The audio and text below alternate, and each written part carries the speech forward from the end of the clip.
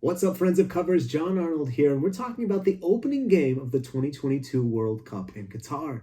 That's right, we've done our group-by-group previews. We've looked at all sorts of other things ahead of the tournament. Now we're talking about what's going to happen when the ball starts rolling and two teams actually play against each other in a match. It's the opening game, 11 a.m. Eastern Time kickoff, Qatar against Ecuador, a game that actually just a few months ago was moved forward a day to allow it to have that special feeling that opening games so often have. I wanted to see what does the opening game usually have aside from a weird song and dance number before, and I found some interesting trends. In 3 of the last 4 opening games of the World Cup, we've had a goal in the first 15 minutes. The only one that didn't was South Africa-Mexico, which waited until the 55th minute for that Shalalala goal. And in 3 of the last 4 opening games, the first goal has been scored by the home team. The exception to that was actually Brazil, who won 3-1 but scored an own goal in the 12th minute against Croatia. Qatar is a team that's been building to this moment, not just for the last 4 years like so many of the other teams they'll face at this tournament, but for much longer than that. The Aspire Academy was established bringing in Spanish coaches, of course Xavi, the biggest name that coached in Qatar, but Felix Sanchez is leading this national team, and you can see some of the Spanish style because of the players that have come through the Aspire Academy in addition to the coaches leading the team. When you look at the squad, Akram Afif pulls the strings, a very good attacker, Ali Moez Ali, another good player, and the whole team is really good in transition. But that attacking love of soccer that maybe you see from the Spanish sides kind of comes through in the fact that the defense has a lot of question marks when you look at who's going to stop teams from scoring.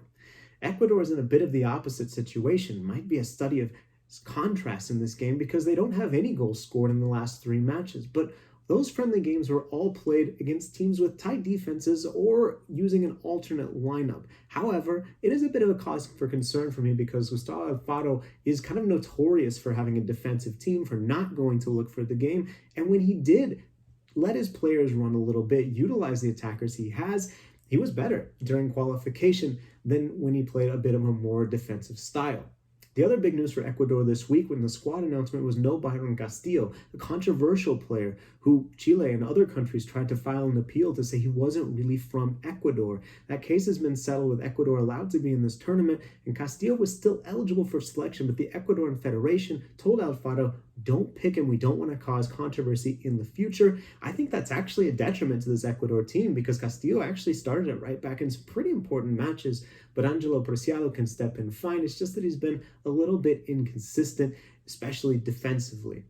The other question for me at the back, which again is Ecuador's strength, is Carlos Greso, the midfield stopper. He left the field for Augsburg in a club game and an injury that looked, I think, nastier than it actually is. He's back training with the Ecuador squad, which is great news, but it might be too quick for him to start, certainly go 90 minutes Sunday, so his status is a bit up in the air. Despite saying all that about Ecuador, there are attacking players who have talent, who can score goals. We've seen it all over the field. Their midfielders can score, and Moses Caicedo. Their attackers can score, and Romario Ibarra and others. I think there's goals in this game, especially because Qatar's defense is their weak point. That's why over 2.5 goals at plus 166 is an intriguing play for me, and it's plus 200 for the draw. I know Ecuador is the favorite in this game, and I get it. Qatar is the weakest host we've ever had hosting a FIFA Men's World Cup, but I think the excitement, the exhilaration, and just everything around this game and everything leading to this moment might see a Qatar team that's absolutely ready for the fight. Plus 200 for the draw is my pick for the result. And I'm actually intrigued by Ali Moez Ali at plus 500 for first score. Again, I think there's goals in this game, even though the Qatar, defense, the Ecuador defense, maybe they put a stop, but I'm looking at Ali Moez Ali as first score, and I think there's going to be a scoring draw in the opening game of the World Cup. Stick with covers. We've got all sorts of picks, group previews for the rest of the groups that haven't gotten started yet, and so much more. We'll talk to you guys soon with more previews of games, more great markets, and all sorts of stuff. Take care.